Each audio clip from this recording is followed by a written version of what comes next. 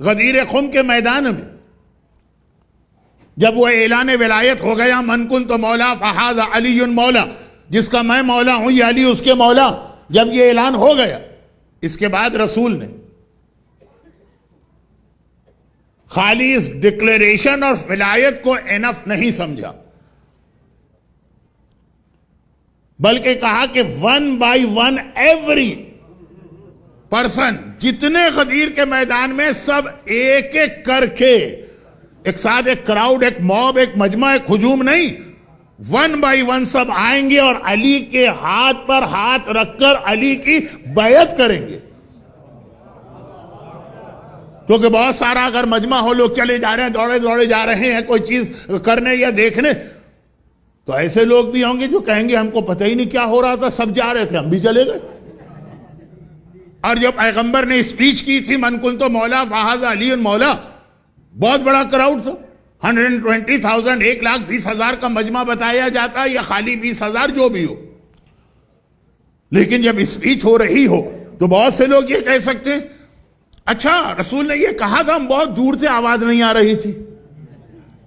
یا یہ کہہ سکتے ہیں کہ بھئی ہم حج سے بہت تھکے ہوئے آ رہے تھے اور وہاں لا کے پیغمبر نے بٹھایا تو ہمیں نیند آ گئی اور آنکھ لگ گئی، پتہ ہی نہیں چلا رسول نے کیا کہا، جب پبلک کھڑی ہوئی تب ہماری آنکھ کھولی۔ ایسا ہوتا ہے مجلسوں کے اندر، تو بہت زیادہ ہوتا ہے، خاص طور پر میری مجلسوں میں آدھے سے زیادہ مجمع سو رہا ہے، ان کو پتہ ہی نہیں کہا کیا کہا گیا۔ میں نے ایک مومن سے کہا نہیں آپ غلط کہہ رہے، میں دیکھتا ہوں یہ سب لوگ آنکھیں کھول کے بیٹھے ہیں۔ کہا مولانا ہمارے پاس بھی ٹیکنیک ہے، مجلسوں میں ہم آنکھیں کھول کے سویا کرتے ہیں، وہ بیڈ روم ہوتا ہے جہاں آنکھیں بند کر کے سوتے ہیں، لیکن یہاں کی ہماری ٹیکنیک الگ ہے۔ تو اب یہ آدمی کہہ سکتا کہ جملہ مس ہو گیا، میں نے سنا نہیں، مجھے نیند آ گئی، مجھے اونگ لگ گئی، وہ جس سے وضو ٹوٹ جاتا ہے کہ آنکھ دیکھنا بند کر دے، کان سننا بند کر دے، یہ سارے کے سارے ایکسکیوز بعد میں لوگ پیش کر سکتے تھے، اور ایسے ایکسکیوز لوگوں نے پیش کیے بھی، مگر پیغمبر نے کہا کہ ہر چیز میں ایکسکیوز سنا جائے گا، علی کی ولایت کے اعلان میں کوئی ایکسکیوز قبول نہیں ہوگا، ہر طرح سے ایسا انتظام کیا جائے گا کہ کوئی یہ نہ کہہ دے کہ میں نے یہ اعلان سنا نہیں۔ چنانچہ پہلے پیغمبر نے ایک اسپیچ دی، پھر علی کی ولایت کا اعلان بھی عجیب طریقے سے کیا، علی کو ہاتھوں میں اٹھا کے دکھا رہے ہیں تاکہ بہت دور کا مجمع بھی سمجھ جائے کہ آج کوئی علی کے بارے میں ایسی بات کہی جا رہی کہ رسول کو چھپایا جا رہا ہے، علی کو سامنے دکھایا جا رہا ہے۔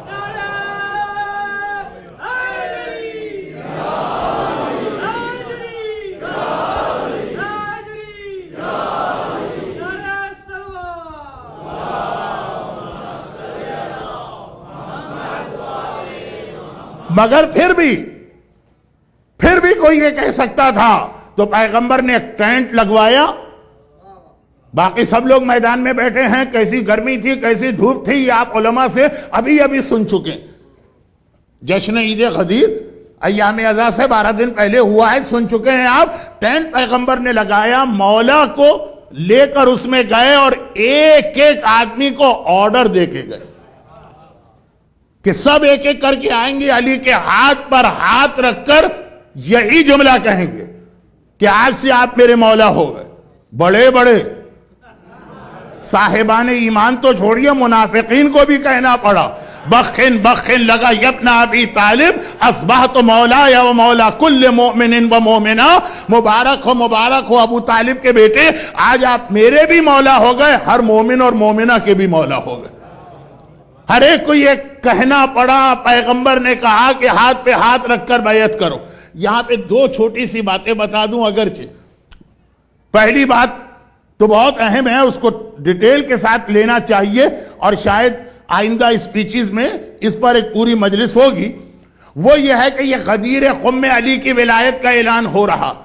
علی کی ولایت پر بیعت لی جا رہی،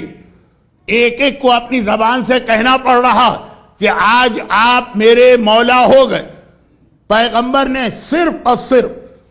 اس بیعت کے درمیان اگر کوئی گیپ دیا ہے تو وقت نماز، ادھر نماز کا وقت آیا اور پیغمبر نے کہا ایک بار رک جاؤ، جتنے لوگ رہ گئے ہیں ابھی ٹھہر جائیں۔ علی کی ولایت کا اعلان ہوا، علی کی بیعت کی جا رہی ہے، لیکن کہا نماز سے ٹکراؤ نہیں ہوگا، پہلے نماز پڑھی جائے گی، اس کے بعد پھر دوبارہ اسی کو کنٹینیو کیا جائے گا۔ تو اتنا اہم ہے یہ واجب فریضہ نماز کہ غدیر کے میدان میں بیعت کے درمیان اور میرے مولا کی ولایت کے درمیان بھی وقت نماز اگر آ گیا تو نماز کو اول وقت میں پڑھا گیا، اس کے بعد اس بیعت کے سلسلے کو کنٹینیو کیا گیا۔ اسلام کے پاس یہ دو بہت اہم چیزیں، ایک غدیر ایک کربلا۔ یہ غدیر میں آپ نے سنا، اب کربلا کی ایک چھوٹی سی روایت سن لیجئے اور پھر میں اپنے آج کے ٹاپک کو کنٹینیو کروں گا۔ یہ خود بہت اہم ٹاپک ہے نماز، مگر آج کے لیے نہیں، اس کا ذکر بعد میں آئے گا۔ کربلا، کل جو آپ نے مصائب سنے تھے اسی مصائب کے کنٹینیوشن میں 28 رجب کو حسین کا قافلہ مدینے سے نکلا، پھر یہ قافلہ واپس بھی آیا۔ جب 28 رجب کو یہ قافلہ چلا تو کس شان کے ساتھ چلا؟ محملیں ہیں، عماریاں ہیں، پردے ہیں، وارث ہیں، علم ہیں، علم بھی سب گرین کلر کے ہیں، بہت شان سے حسینی قافلہ مدینے سے نکلا۔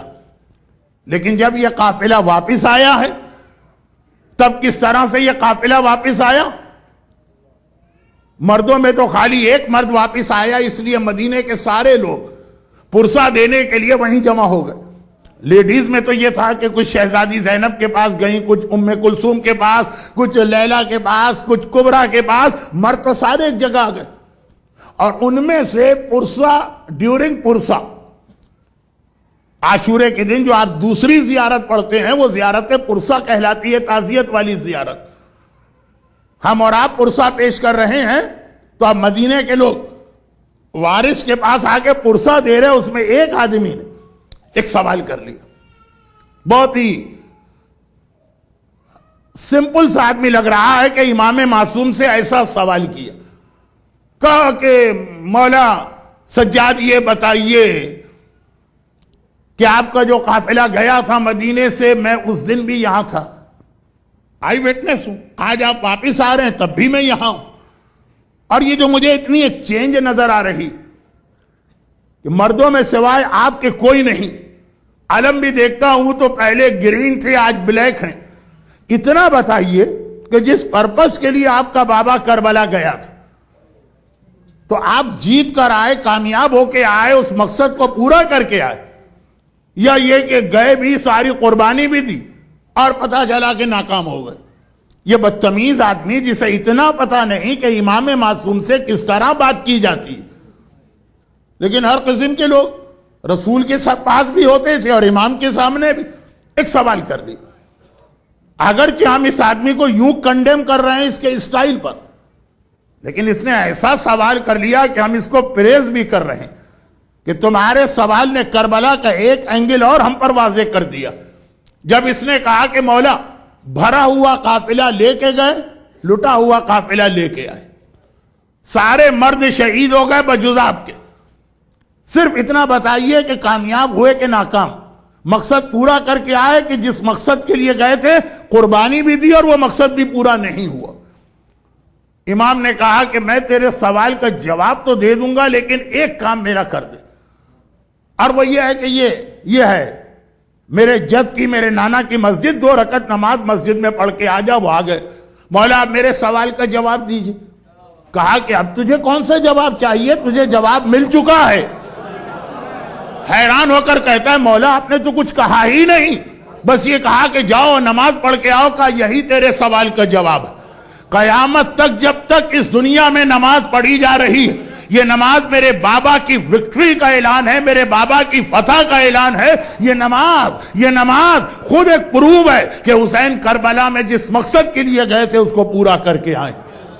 اور اگر کوئی کہہ دے کہ مولانا یہ آپ نے کہاں سے پڑھ دیا، تو کتابیں تو میں کیا دکھاؤں، میں یہ کہوں گا کہ ہر شب جمعہ میں نے آپ سے سنا، اشہد انک قد اقمت الصلاة وآتیت الزکاة وامرت بالمعروف ونہیت عن المنکر واطاعت اللہ ورسولہ حتی اتاک الیقین۔ آپ ایوری مومن، ایوری مومنہ، ایوری شب جمعہ یہ گواہی دیتی ہے کہ مولا حسین میں گواہی دے رہا ہوں کہ کربلا میں جا کے آپ نے اتنی قربانی دے کے نمازوں کو بچا لیا ہے۔ تو نماز